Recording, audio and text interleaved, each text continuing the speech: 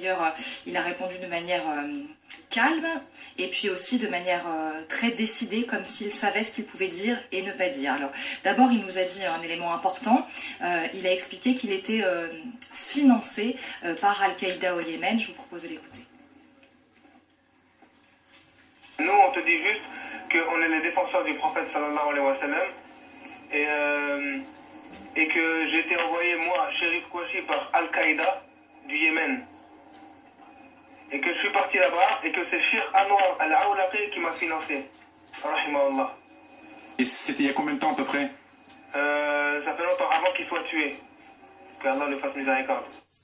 Alors il a justifié aussi l'attentat contre Charlie Hebdo en disant qu'il s'agissait d'une vengeance, il fallait venger le prophète Mahomet. Et puis ensuite il a réfuté l'idée qu'il avait tué des civils.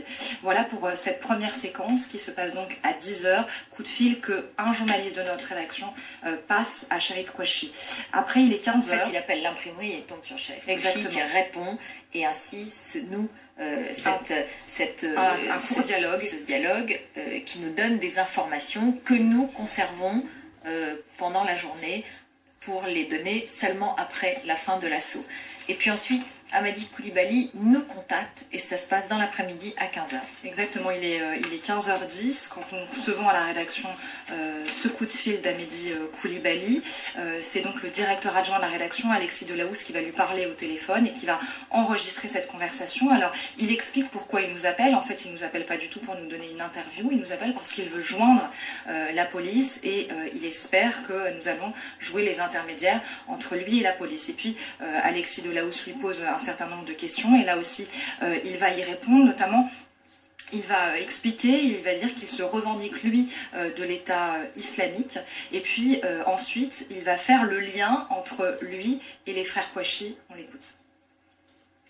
Est-ce que vous êtes en lien avec les deux frères qui ont fait l'opération à Charlie Hebdo? Oui, on s'est synchronisé pour faire les opérations. Est-ce que vous êtes toujours en lien en ce moment avec eux? Est-ce que vous avez été au téléphone récemment avec eux? Non. Vous êtes synchronisé de quelle manière? C'est-à-dire qu'il y a encore d'autres événements qui sont prévus? Vous avez un scénario ensemble que vous déroulez? Non, on s'est juste synchronisé pour le départ. Ça veut dire quand ils ont commencé Charlie Hebdo, et moi j'ai commencé à faire les policiers. Thibaut de